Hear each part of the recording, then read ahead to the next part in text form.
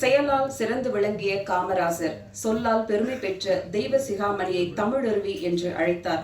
இன்று வரை அடையாளமாக விளங்கும் அந்த பெயருக்கு நியாயம் சேர்க்கும் அரிய மனிதர். காந்திய வழியை கையில் எடுத்த அரசியல் புனிதறிவர். 50 ஆண்டுகளுக்கு மேலாக பொது வாழ்க்கையில் இருந்தாலும் எளிமையாக எந்நாளும் கொண்டவர். தமிழால் அவரும், அவரால் தமிழுக்கும் எப்போதும் மகிழ்வடைகிறது. அமுதே, தமிழே, முத்தே, மணியே, தமிழ் அருவியே அழைத்து மகிழ்கிறோம் இப்போது. அன்பிற்கினிய டாக்டர் வீரபாபு அவர்களே, கலை உலகில் நான் மிகவும் மதிக்கின்ற 2 ஆளுமைகள், என் இனிய நண்பர் தங்கர் பச்சான் அவர்களே, நடிகரும் இயக்குனருமாகிய சமுத்திரக்கனி அவர்களே, சுரேஷ் காமாட்சி அவர்களே, குழுமி இருக்கின்ற நண்பர்களே, உங்கள் அனைவரையும் முதலில் நான் வணங்கி மகிழ்கிறேன். திரையுலகத்திற்கும் எனக்கும் மிகப்பெரிய இடைவெளி உண்டு.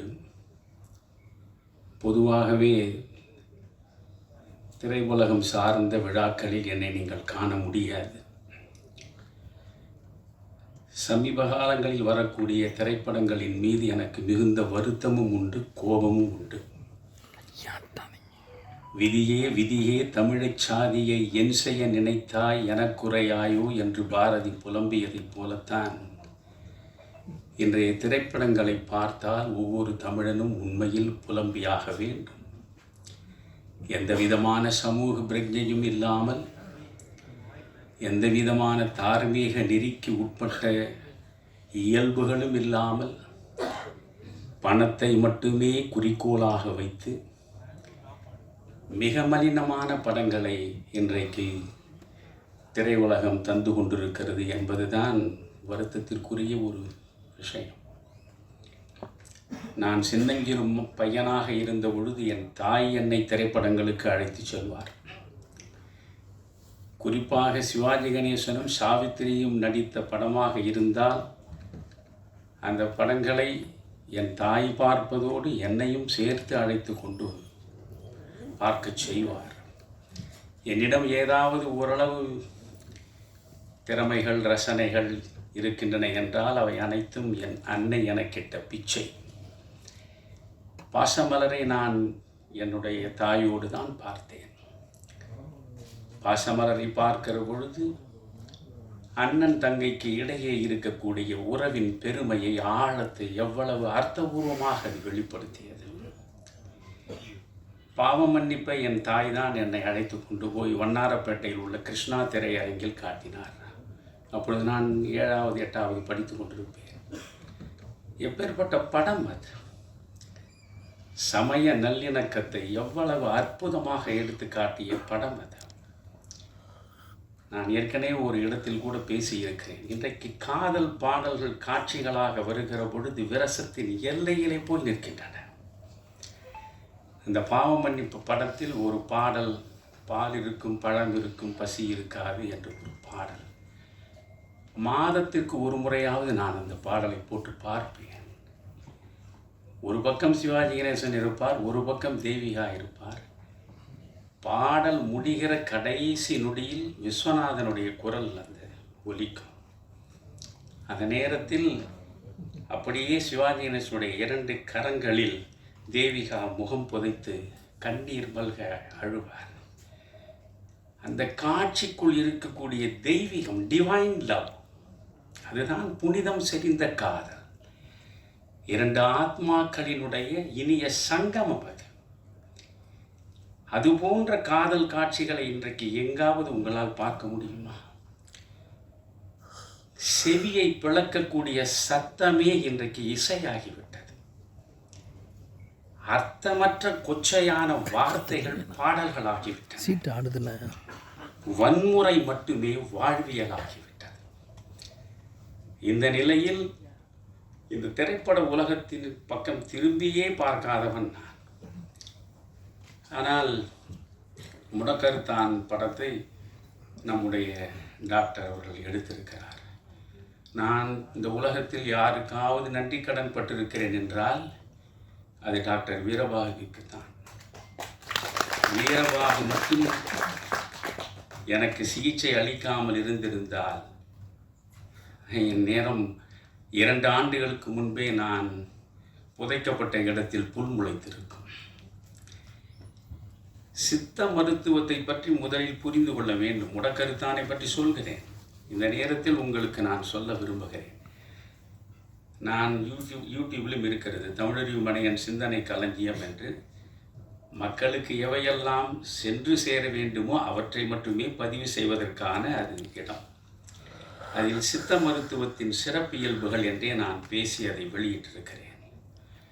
நீங்கள் 14 சித்தர்களை பற்றி சொல்லுவார்கள். 14 சித்தர்களை நீங்கள் பட்டியலாக போட்டு பார்த்தால் அதில் பட்டினத்தாருக்கே இடம் கிடையாது. ரொம்ப வியப்பாக இருக்கும். பட்டினத்தாரை நாம் சித்தராகத்தான் பார்க்கிறோம்.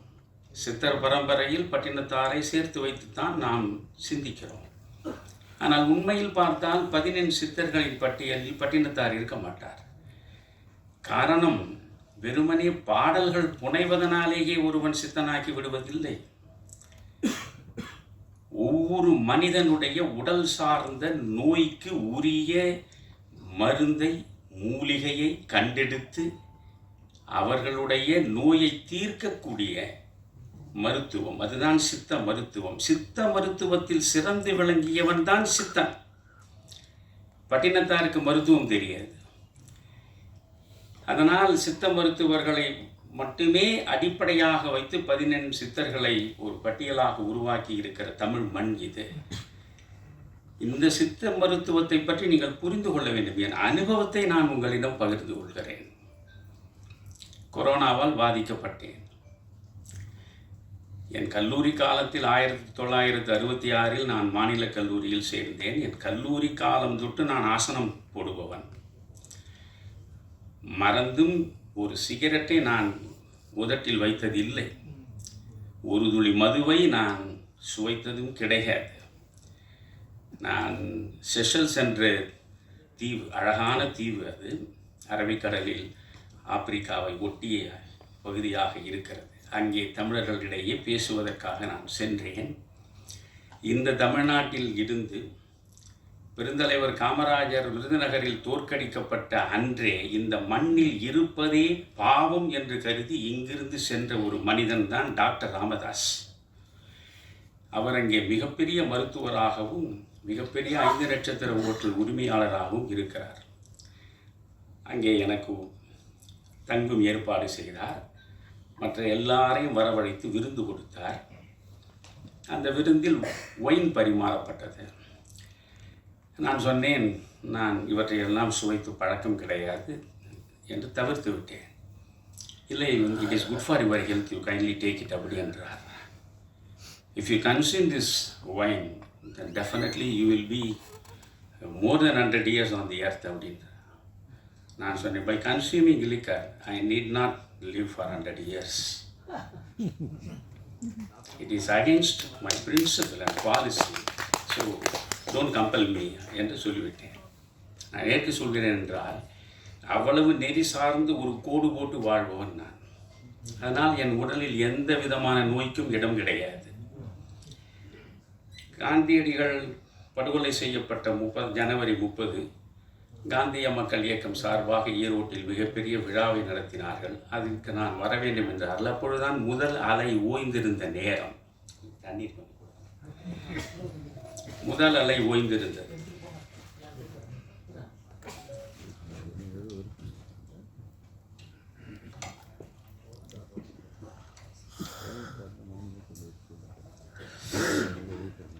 ஈரோட்டில் இருக்கக்கூடிய நண்பர்கள், ஐயா ஜனவரி 30 காந்தி நினைவு நாள், நீங்கள் நிச்சயம் வர வேண்டும் என்றார்.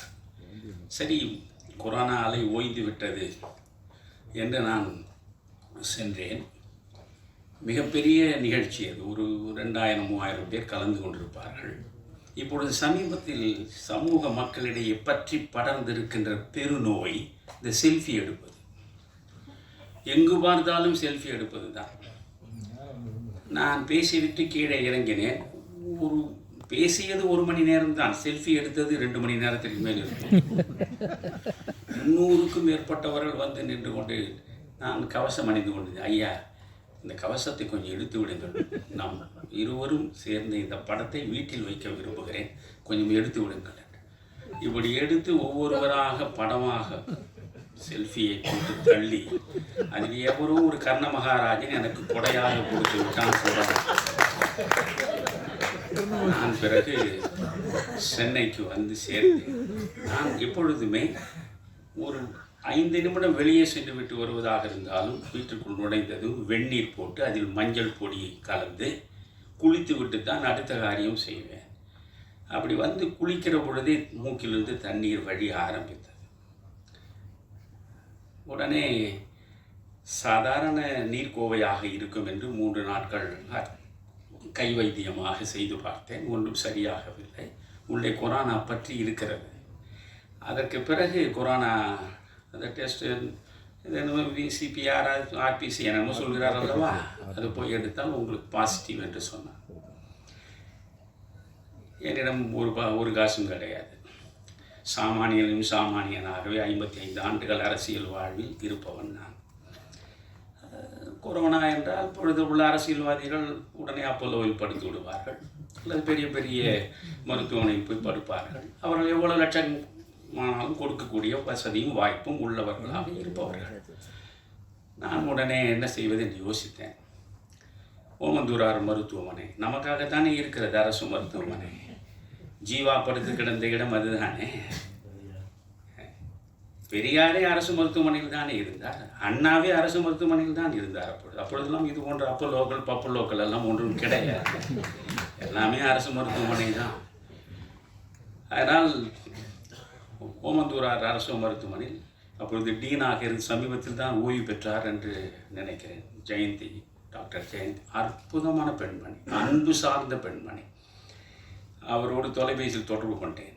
அவர் சொன்னார், ஐயா உங்கள் மீது எனக்கு மிகப்பெரிய மரியாதை உண்டு, நான் ஒரு டாக்டரை கீழேயே நிற்கச் சொல்கிறேன், நீங்கள் வந்துவிடுங்கள் உடனடியாக என்றார். ஒரு ஆட்டோ பிடித்து போனேன்.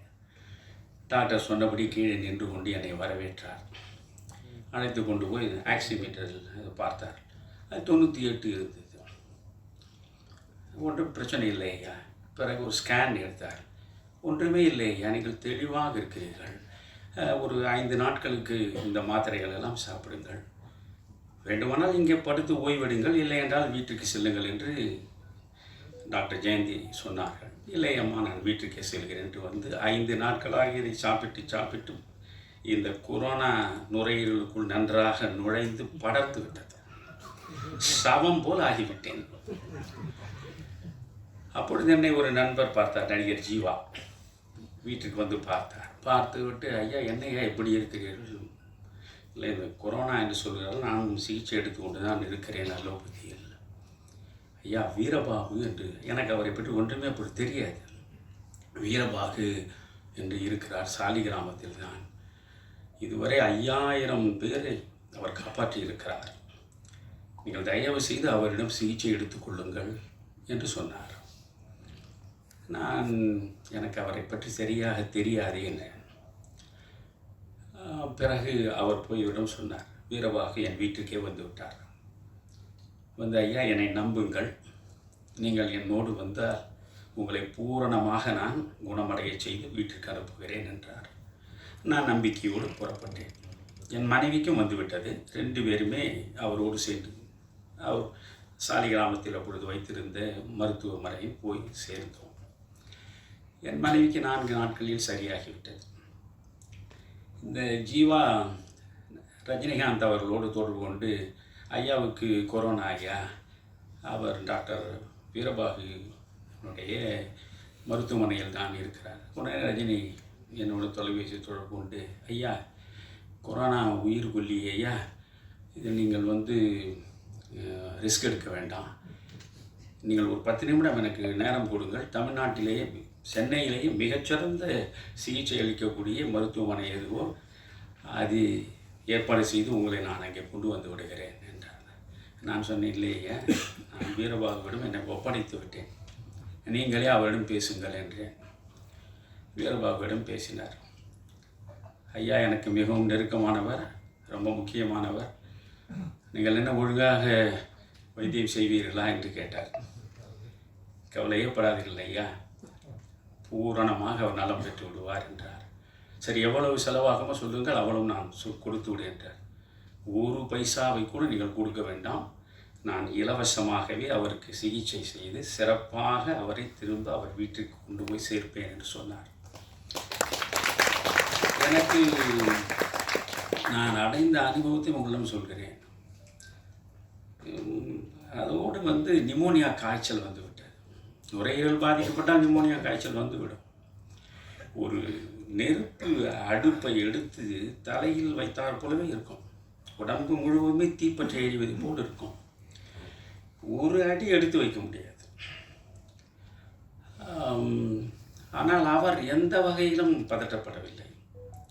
நிச்சயம் நீங்கள் சரியாகி விடுவீர்கள். காலையில் 6:30 மணிக்கு கஷாயம் வரும், இரவு 8 மணி வரையில் கஷாயம் கஷாயம் கஷாயம் வந்து கொண்டே. இனி என் வாழ்க்கையில் ஒரு நாளும் கொரோனா வராது. அவ்வளவு கஷாயத்தை நான் குடித்துக் கொண்டே இருந்தேன். ஆனால் 18 நாட்களாக எனக்கு நிமோனியா குறையவே இல்லை. அவர் எப்படி பார்த்து கொண்டார் என்று சொல்கிறேன். அந்த கேரிங் என்று ஆங்கிலத்தில் சொல்வார்களே, அதை நீங்கள் அந்த மனிதர்கள் தான் பார்க்கணும். அதாவது இளம் பெண் பிள்ளைகள் காலையிலிருந்து மாலை வரை என் பக்கத்திலேயே அவர் உட்கார்ந்து கொண்டிருப்பார்கள். இரவு முழுவதும் இன்னொரு இளம் பெண் பிள்ளை அங்கே இருக்கும். நான் கொஞ்சம் அப்படி திரும்பி படுத்தால் கூட உடனே என்னையா என்று இரவு முழுக்க தூங்காது.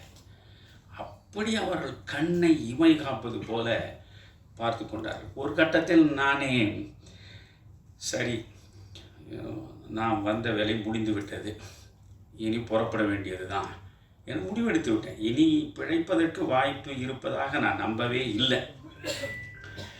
ஆனால் அவர் ஒரு கட்டத்திலும் தன்னுடைய நம்பிக்கை இழக்கவில்லை. பிறகு அவர் சொன்னார், ஐயா நான் எவ்வளோ உங்களுக்கு கஷாயம் கொடுத்தேன், கொஞ்சம் சிக்கலாகத்தான் இருக்கிறது. நான் கொல்லிமலைக்கு நேரடியாக சென்று புத்தம் புதிதாக நல்ல மூலிகை செடிகளை எல்லாம் ஆய்வு செய்து அவற்றையெல்லாம் கொண்டு வந்து உங்களுக்கு நான் சிகிச்சை தருகிறேன், நீங்கள் மட்டும் நம்பிக்கை இழக்காமல் இருங்கள் என்றார். அதே மாதிரி அவர் போய் பிறகு அந்த கஷாயங்களை கொடுத்த பிறகு 18 நாட்களுக்கு பிறகுதான் எனக்கு அந்த காய்ச்சல் தணிந்தது. 28 நாட்கள் என்னை அவர் வைத்திருந்தார். 3 வேளை உணவு கொடுத்தார். அப்படி தாய் பிள்ளையை பார்ப்பதை போல பார்த்து கொண்டார்.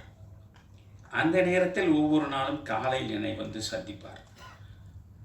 ரொம்ப அற்புதமாக அவருடைய உடை உடுத்துவதை நான் பார்த்தேன். டாக்டர் உங்களுக்கு ட்ரெஸ் சென்ஸ் ரொம்ப சிறப்பாக இருக்கிறது. என்னை பொறுத்தவரையிலும் ராமகிருஷ்ண ஹெக்டே தான் இந்தியாவிலேயே மிகச்சிறப்பாக ஆடை அணியக்கூடியவர் என்று சொல்வார்கள். நான் அவரோடு மிக நெருக்கமாக பழகியவன்.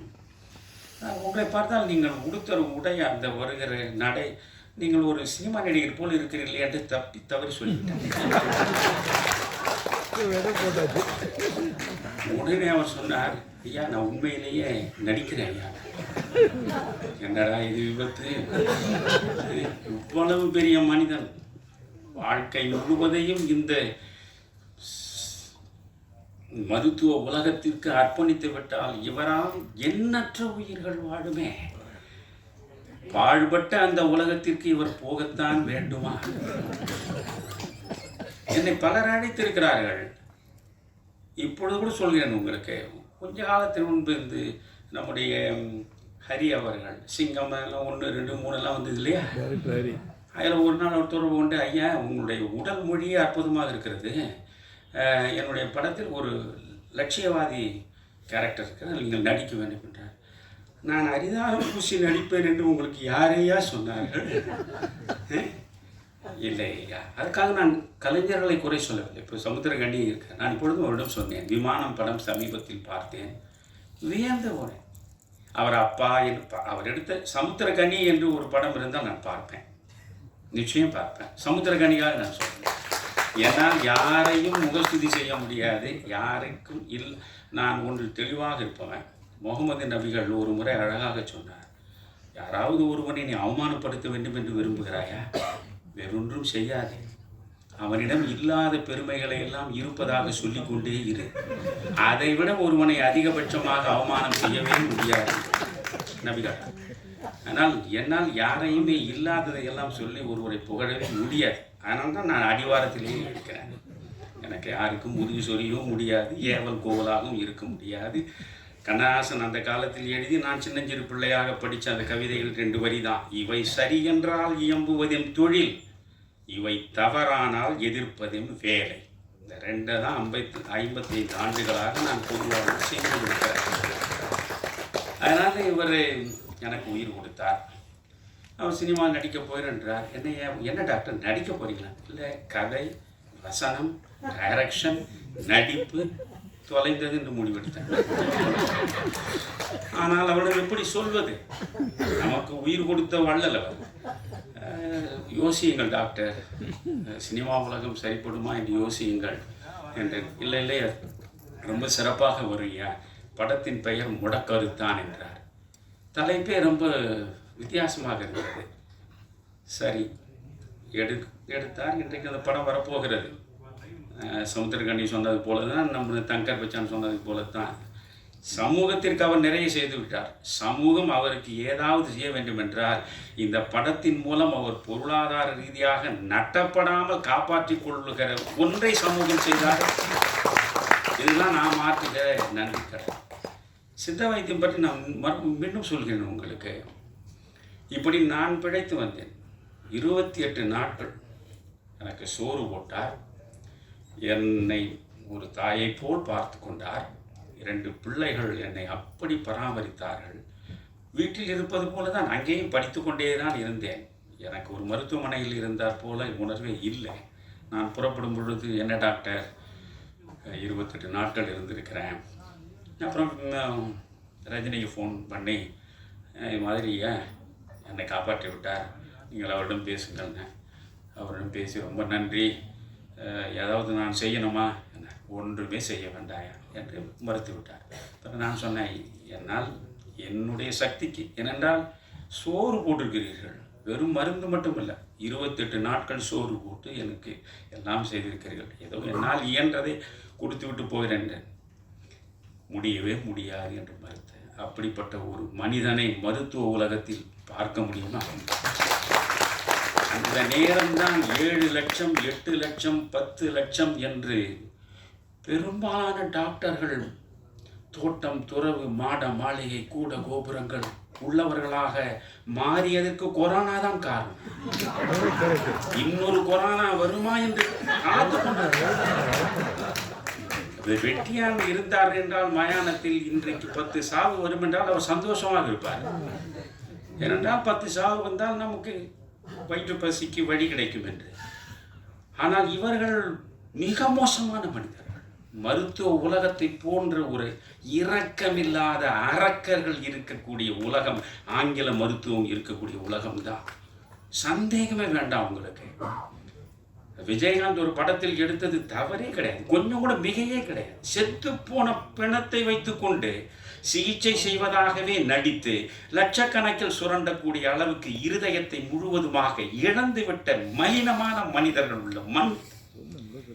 இன்னொன்று சொல்கிறேன் உங்களுக்கு, என்னுடைய மனைவி சித்த மருத்துவத்தின் பக்கம் நீங்கள் திரும்ப வேண்டும் என்பதற்காக சொல்கிறேன். நான் முடக்கருத்தான் படம் பார்த்தால் போதாது. என்னுடைய மனைவிக்கு இருதய நோய் வந்தது. முதலில் ஒரு ஸ்டென்ட் வைத்தார்கள்.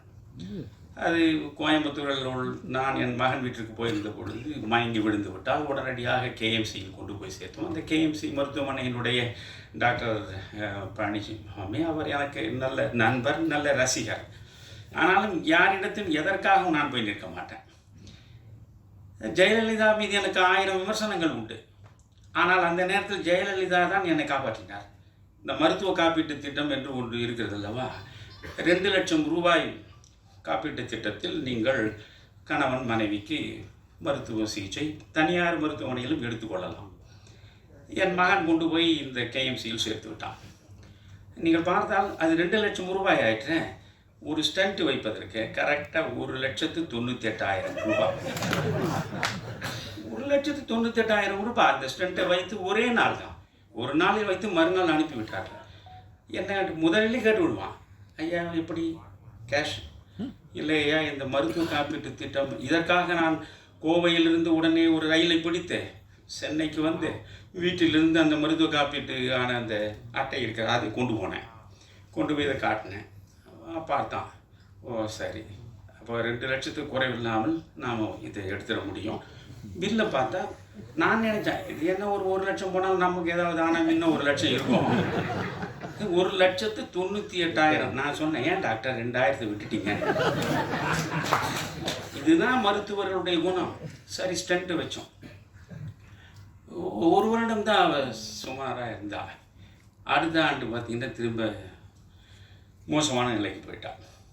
போன பிறகு நான் ஏதோ கதை சொல்ல நினைக்காதீங்க, இதை உங்களுக்கு அர்த்தபூர்வமாக பேசுகிறேன். எனக்கு வார்த்தைகளை விரயப்படுத்துவது என் வாழ்க்கையே கிடையாது. என்ன செய்வதென்று புரியவில்லை எனக்கு. இந்த மருத்துவ உலகத்தை பார்த்தாலே, ஏனென்றால் அப்பொழுது வீரபாகுவோடு இல்லை, இது வீரபாகுவை சந்திப்பதற்கு முன்பு நடந்தது. சித்த மருத்துவத்தை பற்றி எனக்கு ஒன்றும் தெரியாது. உடனே என்ன செய்வது என்று யோசித்தேன். 1999 தமிழ் மாநில காங்கிரஸ் தனியார் என்று மூப்பனார் பொது தலைவர், நான் 5 பொதுச் செயலாளர்கள், நான் கேஎஸ் அழகிரி, பீட்டர் அல்போன்ஸ் எல்லாம் பொதுச் செயலாளர் இருந்த நேரம். அப்பொழுது இப்போ இந்த பாரதி ராஜா ஹாஸ்பிட்டல் இருக்கிறதே, அதனுடைய உரிமையாளர் டாக்டர் நடேசன், அவருக்கு எம்பியாக இருக்க வேண்டும் என்று ஆசைப்பட்டு அவர் என் வீட்டிற்கு வந்தார். என்னிடம் கேட்டார். நான் அதை மூப்பனாரிடம் சொல்லி, பிறகு அவர் எம்பியாக அந்த தேர்தலில் நின்றார். நானும் மூப்பனாரும் சென்று அவருக்காக பேசினோம். தோற்று போனார், அது வேறு கதை. உடனே அவர் என் நினைவுக்கு வந்தார். சரி, அங்கே போனால் ஓரளவு சிகிச்சைக்கு யாரிடமும் இலவசமாக எதையும் பற்றி நமக்கு பழக்கம் இல்லை, இருந்தாலும் நம்மை ஏமாற்றி விட மாட்டார் கண்டபடி பணத்தை போட்டு என்று நினைத்து கொண்டு போய் அங்கே சேர்த்துட்டேன். சேர்த்த அடுத்த நிமிடமே அந்த டாக்டர்ஸ் அந்த முறையான எல்லா பரிசோதனைகள் வரிசையாக ஆரம்பித்து உங்களுக்கு மூக்கு சளி என்றால் கூட ஆரம்பித்து விடுவார். வரிசையாக என்னென்ன டெஸ்ட் இருக்கோ அத்தனையும் பண்ணி ஒரு 2 லட்சம் ரூபாய் போட்டு சளிக்கு மருந்து எழுதி கொடுப்பான். அப்படி ஆகிடுச்சு. இப்படி இவர் எல்லாமே எடுத்துகிட்டு பிறகு என்னை தனியாக அடைச்சி, ஐயா இது ரொம்ப சிக்கலான பிரச்சனை, ஒரு 10 விழுக்காடு இவர்கள் பேராலிட்டிக் அட்டாக் வருவதற்கும் வாய்ப்பு இருக்கிறது, இந்த இருதயத்தில் காம்ப்ளிகேட்டடான சர்ஜரியை நாங்கள் செய்ய வேண்டும். ரொம்ப மெடிக்கலாக என்னென்ன சொல்லணும் மிரட்டுறதுக்கு அத்தனையும் சொன்னாங்க. எனக்கு ஒரு 40 ஆண்டுகளுக்கு மேலே என் நெஞ்சுக்கு மிகவும் நெருக்கமான நண்பர் சிவகுமார், திரையுலகத்திலேயே எனக்கு மிக மிக நெருக்கமான, என் வாழ்வில் இன்பத்திலும் துன்பத்திலும் சகல தளங்களிலும் என்னோடு எதையும் பகிர்ந்து கொள்ளக்கூடிய மனிதர் சிவகுமார். அவர் வீடு அங்கேருந்து பக்கமாக இருந்தது. உடனே நான் தொலைபேசி தொடர்பு கொண்டு, சார் என் மனைவி இங்கே மருத்துவமனையில் கொண்டு வந்திருக்கேன் பாரதி ராஜாவில், அது ஏதோ ரொம்ப காம்ப்ளிகேட்டட்னு சொல்கிறாங்க, 5 நிமிஷம் இது வந்துட்டேன் அப்படின்னார். உடனே பொருள் வந்தார்.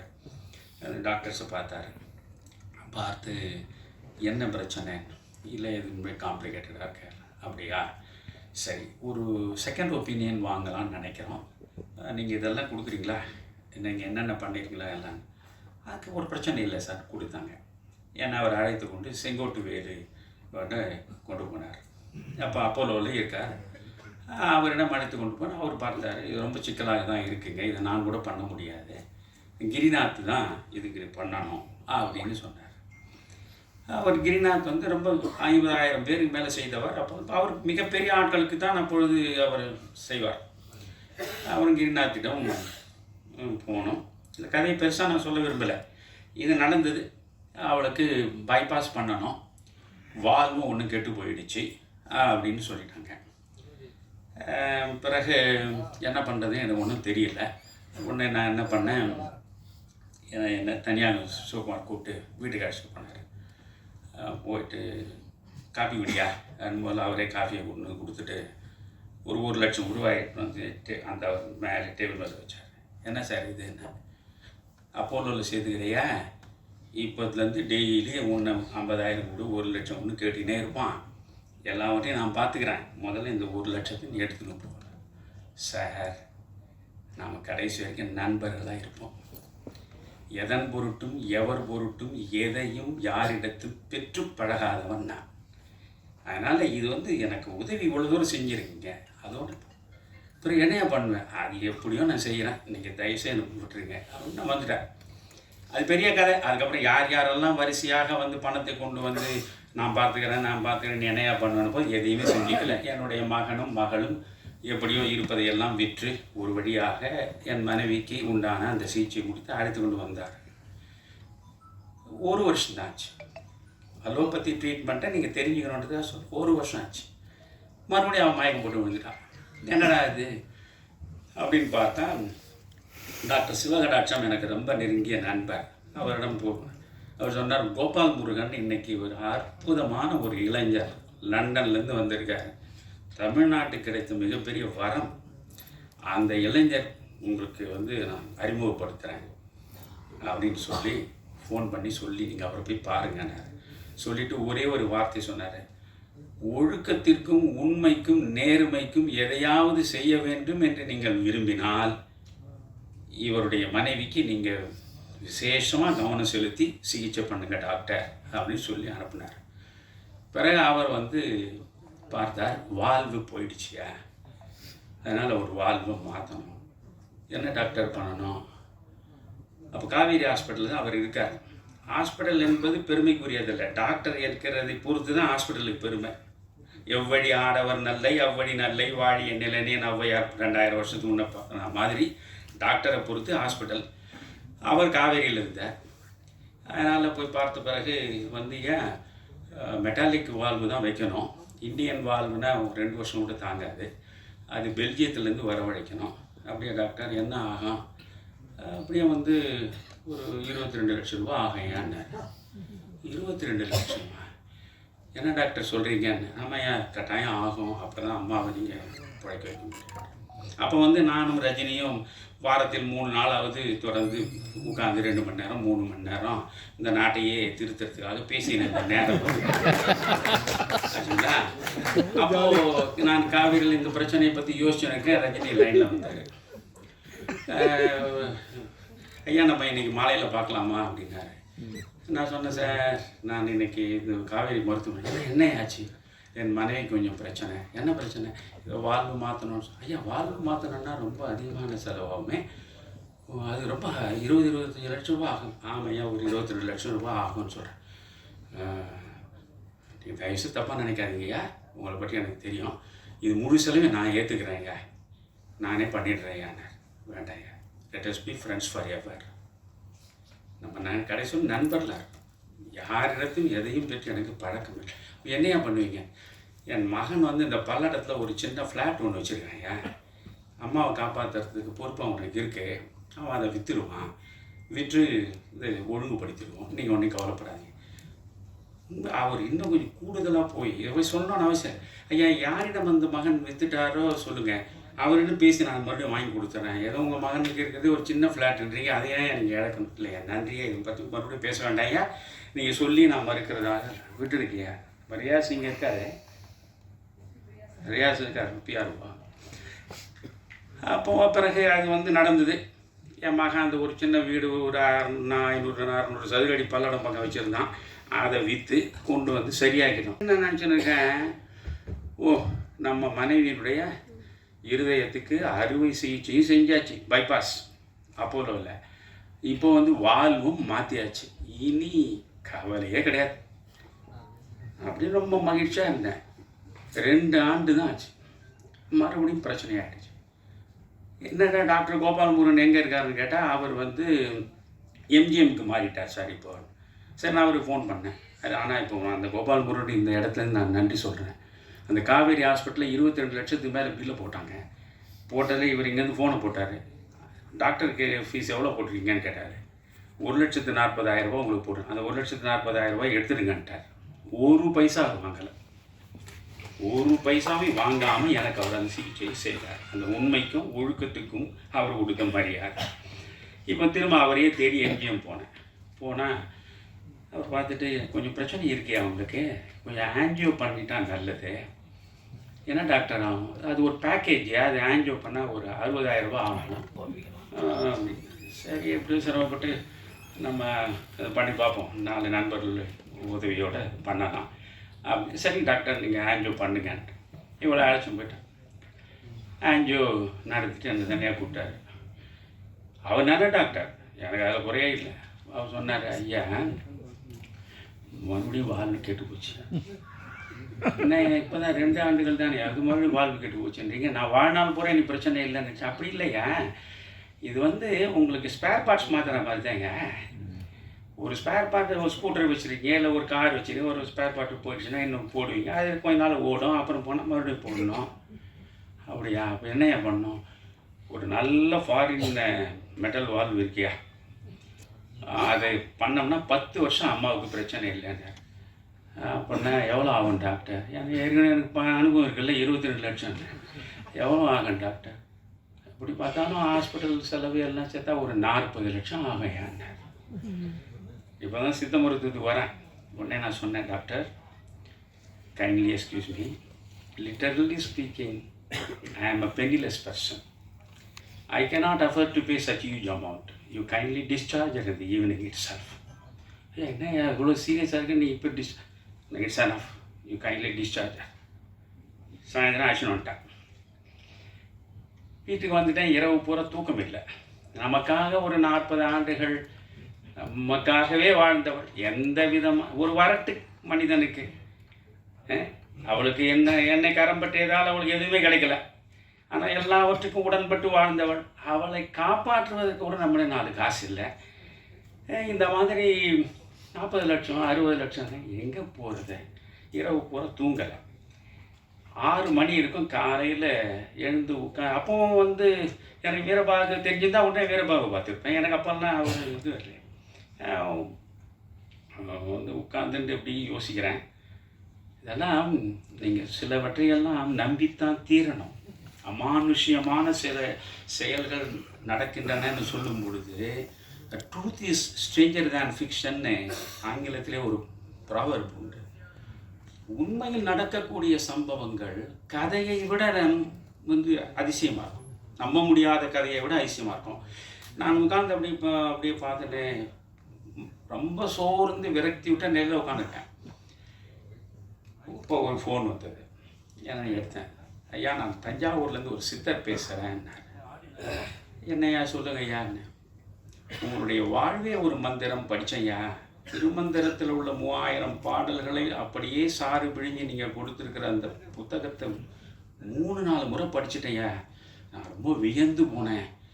நீங்கள் இன்னும் 100 வயது வாழணையா, உங்கள் மனைவி 100 வயது வாழனேன். எனக்கு ஏன் நானே என் மனைவியை காப்பாற்றுறது வழி என்னன்னு தெரியாமல் உட்காந்துருக்குறீங்க, நீ என்ன போய் 100 வயது வாழணும்னு சொன்னீங்க. நான் கொஞ்சம் சலிப்போட தான் சொன்னேன். என்னையா உங்கள் மனைவிக்கு என்ன இப்பொழுது கொண்டதும் நடந்து சொன்னேன். ஐயா, உங்களை மாதிரி அறிவாளிகளே இப்படி அலோபதியில் போய் இப்படி வீணாக அலைக்கழிக்கப்படுறது தான் நினச்சா வருத்தமாக இருக்குது. என்னையா பண்ணணும்? நான் சொல்கிறது நம்பிக்கையோடு செய்வீங்களா? சொல்லுங்க, செய்கிறேன். 10 ரூபாய் பெருமானம் உள்ள சிகிச்சையை நான் சொல்கிறேன், செய்வீங்களா? கட்டாயம் செய்வீங்க. 10 செம்பருத்தி பூவை அன்றாடம் வாங்கிக்கங்க. அந்த 10 செம்பருத்தி பூவை 2 கோலை தண்ணீரில் போட்டு 1 மணி நேரம் ஊற வைங்க. ஊற வச்ச பிறகு ஒரு 10 மிளகு அதில் போடுங்க. மருத மரப்பட்டைன்னு நாட்டு மருந்து கடையில் தூளே விற்பான், அதில் ஒரு போடுங்க. அதை வந்து காய்ச்சுங்க. 2 டம்ளர் 1 டம்ளர் ஆக்குங்க. காலையில் குடிக்க சொல்லுங்கள். சங்கு புஷ்பம்னு ஒன்று இருக்குது. அந்த சங்கு புஷ்பம் சனீஸ்வரனுக்கு போடுறது. அதை ஒரு 10 பூவை எடுத்து மிக்சியில் அரைச்சி சொல்லுங்கள். அவ்வளோதான் ஐயா. இந்த நிமிஷம் 40 லட்சம் ரூபாய் நான் கொடுத்துருந்தாலும் என்ன ஆயிருக்குன்னு தெரியாது. இப்போ என் மனைவி இது நடந்து ஏறக்குறைய 8-9 மாதம் ஆகிறது. அவள் படுக்கை விட்டு எழுந்திருக்க மாட்டான். முன்ன அலோபதியில் லட்சக்கணக்கில் கொடுத்த போதும் இப்போ வீட்டுக்குள்ளேயே அவள் குறைந்தது ஒரு 10 நிமிடமாவது இங்கே அங்கே நடக்கிற நிலையில் இருக்கா, ஆரோக்கியமாக இருக்கா. இந்த ஆரோக்கியத்தை 10 ரூபாயில் நான் 10 ரூபாயில் இப்போவும் செம்பருத்தி பூ தான் கொடுக்குறேன், அந்த சங்கு புஷ்பம் தான் கொடுக்குறேன். நல்லா இருக்கா? அப்போது இந்த மண்ணில் எப்பேற்பட்ட மருத்துவம் அது. அந்த மருத்துவம் நம்ம தங்கர் சொன்ன மாதிரி தான். ஒரு மரம் என்றால் மரத்தினுடைய வேர், அதனுடைய பட்டை, அதனுடைய பூ, அதனுடைய கிளை, அதனுடைய இலை எல்லாமே மருத்துவ குணம் உள்ளது. மனிதனை படைத்த நீங்க இறைவன் நினைத்தாலும் சரி, இயற்கை நினைத்தாலும் சரி, எல்லா மனிதர்களுக்கும் நோய் வரும். ஆனால் அந்த நோய் அனைத்தையும் தீர்ப்பதற்காகத்தான் இயற்கையில் மரங்களாக படைத்து வைத்திருக்க. ஒவ்வொரு மரத்துக்கும் ஒரு மருத்துவ குணம் இருக்கு. ஆனால் நாம் அந்த மரங்களை வெட்டி வீழ்த்தோம். இயற்கையை நாம முழுவதுமாக அதை எதிர்த்து நாம அழிவு ரீதியாக நாம் இயங்குவதால் தான் இத்தனை சிரமங்களும். அதனால என்ன சொல்றேன்னா, நான் இன்றைக்கு ஓரளவு சிக்கல் இல்லாமல் என்னை போன்ற எளியவர்கள், ஏழ்மையில் இருப்பவர்கள், எந்த விதமான வசதி வாய்ப்பும் இல்லாதவர்கள், மிக மோசமான நோய்க்கு ஆளானாலும் மிக மிக குறைந்த பணத்தை வைத்துக்கொண்டு உயிரையே காப்பாற்றிக் கொள்ளக்கூடிய அரிய சிகிச்சையாக நமக்கு கிடைத்திருப்பதுதான் சித்த மருத்துவம். அந்த சித்த மருத்துவத்தின் சிகரத்தை தொட்ட மனிதன் தான் வீரபாகு. கண்ணெதிரில் நான் பார்த்தேன். நான் இவரிடமிருந்து விடை பெற்றுக் கொண்டு டிஸ்சார்ஜ் ஆக போறேன். அப்போ அவர் சொன்னார், ஐயா நான் ஒரு கணவன் மனைவி இருக்காங்க, வரவழைச்சு உங்களுக்கு அறிமுகப்படுத்துறேன்னாரு. கணவனும் மனைவியும் வந்தாங்க. என்ன ஏன் அவர் சொன்னார், ஐயா என் மனைவிக்கு புற்றுநோய். அப்போலோவிலிருந்து 1000 மருத்துவமனைகளில் பல லட்சம் ரூபாயை நான் இழந்துட்டேன். என் மனைவி சொல்கிறா, எனக்கு நீங்கள் சிகிச்சை செய்து பூரணமாக புற்றுநோயிலிருந்து விடுவிக்கணும்னு கூட இல்லை, எனக்கு வலி இல்லாமல் கொஞ்ச நாள் சாகிற வரைக்கும் வச்சுருந்தா போதும் அப்படின்னு அவள் போராடுவாயா. ஆனால் வலியோடு தான் அவள் வாழ்க்கை நடக்கு. இதில் ஈரோட்டில் இவரிடம் சிகிச்சை பெற்று பலனடைந்த ஒருவர் சொல்லி நான் இப்பொழுது அப்போலோவிலேருந்து இடம் மாறி இங்கே வந்திருக்கேன். முந்தா நாள் தான் வந்து சேர்ந்தேன். 2 நாள் ஆகலையா அந்த அம்மாவுடைய வலி முழுவதும் போயிடுச்சு. ஆச்சரியமா அந்த அம்மாவே கேட்டேன், வலியே இல்லையா? அப்போ தீர்க்க முடியாத நோய்களை கூட தீர்க்கக்கூடிய ஒரு மனிதர். இப்போ சமீபத்தில் எனக்கு ஒரு நெருங்கிய நண்பருடைய மனைவி, அவங்க என்னென்னோ வைத்தியம் பண்ணாங்க. காலெல்லாம் வீங்கி போச்சு, கையெல்லாம் வீங்கி போச்சு, முகமெல்லாம் இதுவாகி போயிட்டு அப்படி நிமிர முடியல, உட்கார முடியல, குனிய முடியல. ரொம்ப பயந்துட்டாங்க இந்த அம்மா. கடைசியில் என்னன்னு பார்த்தா ஒரு ஹாஸ்பிட்டல், அந்த ஹாஸ்பிட்டலில் கொண்டு போய் 2 நாளில் 43,000 ரூபாய் பில்லை போட்டான். அந்த கடை நான் போய் சொன்னேன், அம்மா நீங்கள் இந்த 2 நாளில் என்ன பண்ணு, இல்லை வைரல் ஃபீவர்னு சொல்கிறாங்க சொல்லிட்டான்ல, முதல்ல இந்த இடத்த விட்டு புறப்படுங்க. ஏன்னா நான் ஏற்கனவே நிறைய பட்டிருக்கேன். இந்த 43,000 புறப்படுங்க, இல்லைன்னா உங்களை இப்படியே உட்கார வச்சு ஒரு 34 மாதம் வச்சு ஒரு 20 லட்சம் ரூபா வாங்குவான் அப்படின்னு அழைச்சி நான் சொல்கிற இடத்துக்கு நீங்கள் வரீங்களா, சொல்லுங்க ஐயா, நான் டாக்டர் வீரபாகுவின் உங்களை அழைச்சி போகிறேன். அவங்களையும் அவர் கணவரையும் அழைச்சி விட்டேன். ஒரே வாரம் தான் அந்த அம்மா கம்பீரமாக பழைய நிலையில் எழுந்து சிக்கனாவது குனியாவது எல்லாவற்றையும். இப்படிப்பட்ட ஒரு மனிதன், ஆனால் இப்படிப்பட்ட ஒரு உலகத்துக்கு அதுதான் எனக்கு என்னென்ன திரைப்படங்கள் மேலேயும் நடிகர்கள் மேலேயும் எனக்கு ஒன்றும் கோவம் இல்லை. அப்படி கோவம் தான் நான் ஏன் ரஜினிகாந்தை பயன்படுத்தி அரசியல் மாற்றத்தை பண்ணிட முடியாதான்னு நான் போய் நினைக்கிறேன்னா. ஆனால் இன்னைக்கு என்ன 300 கோடி 400 கோடி போட்டு படம் எடுத்தால் தான் தியேட்டருக்கே போகிறான் இல்லையா? பிரம்மாண்டமான படங்களின் மூலம் என்ன கொடுத்தீங்க?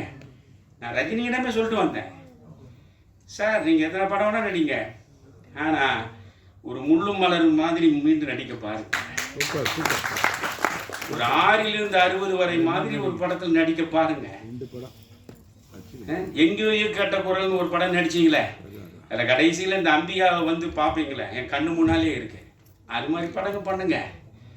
இதெல்லாம் என்ன காலத்தால் நடிக்காது சார்னு சொல்லிட்டு தான் நான் வந்தேன். யோசிச்சு பாருங்க. இப்போ கமலஹாசன் நீங்கள் அபூர்வ ராகங்கள் படங்கள் இப்போ போய் பாருங்க. ஒன்றுமே இல்லை, பாலச்சந்தர் எடுத்த ரஜினியும் கமலஹாசன் நடிச்ச அவர்கள் படம் பாருங்க. இதெல்லாம் என்ன எத்தனை 1000 கோடி பட்ஜெட்டில் எடுத்த படங்க. ரொம்ப சாதாரண பட்ஜெட்டில் சிறப்பாக எடுத்த படங்கள்லாம் சிறப்பாக நடந்தது. இந்த விஜயன் நடித்த படங்கள்லேயே இந்த பூவே உனக்காக, காதலுக்கு மரியாதை, இந்த படங்களை பார்த்து அதுக்கு பிறகு தான் அவர் பெரிய ஸ்டார் ஆனார். ஆனால் அந்த படம் தான் நிற்கும். இதெல்லாம் எப்படி நிற்கும்? சம்மட்டி எடுத்து மண்டையே அடிச்சு போலக்கிற மாதிரி. இதில் கூட அந்த காட்சியை காட்டினார் வீரபாகுக்கு. ஏன் இது மாதிரி ஏற்கனவே ஒரு படத்தை ரொம்ப வற்புறுத்தி காட்டினாங்க, ஒரே அடி சம்மட்டியில் மண்டையை போல. இதெல்லாம் பண்ணக்கூடாதுயா, பண்ணக்கூடாது.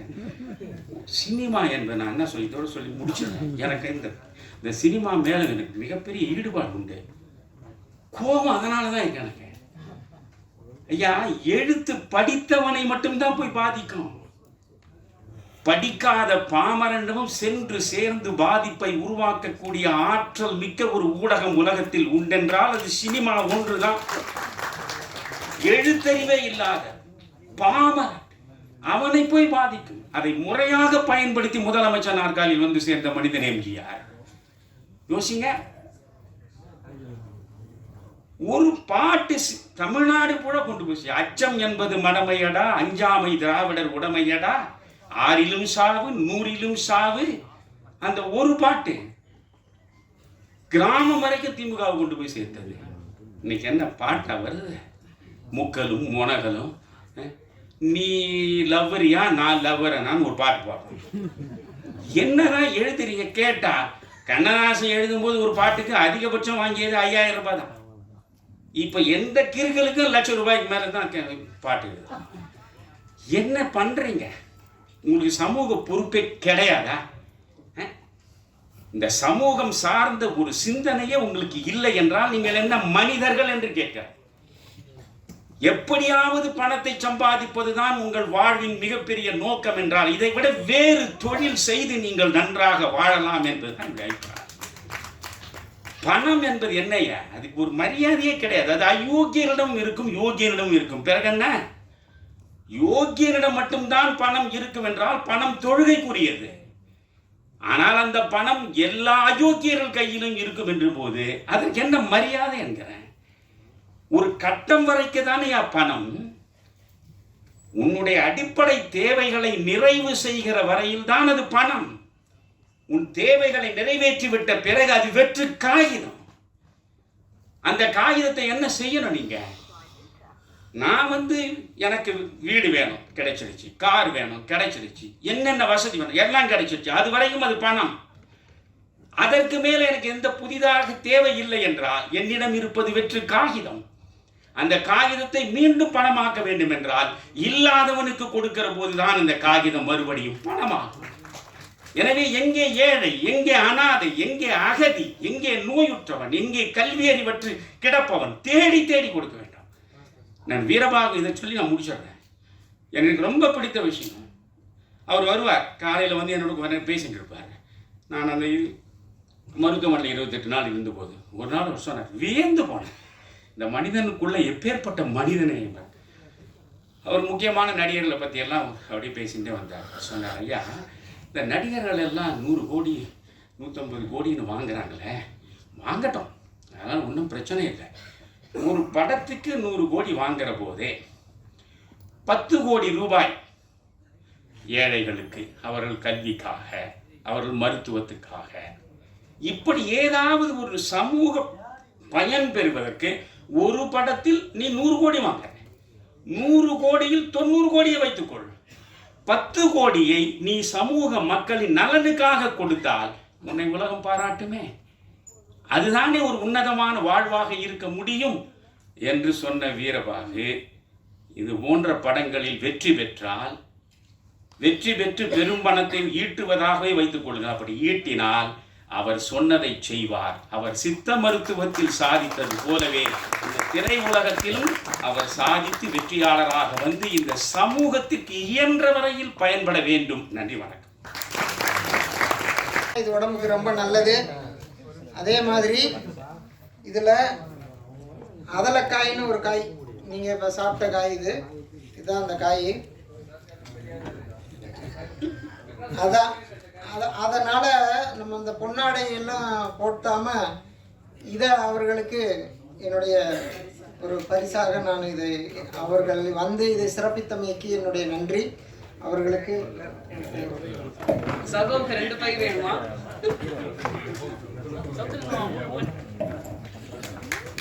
இந்த காய் குறிப்பா விருதுநகர் ஏதோ ஒரு ஊர்ல இருந்து வர வச்சிருக்காங்க இன்னைக்கு டாக்டர்.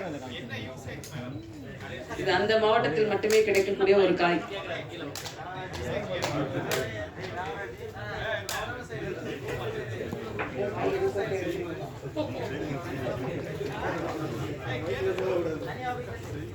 நமக்கெல்லாம் இன்னொரு நாளைக்கு டாக்டர்கிட்ட சொல்லி வர வைப்போம்.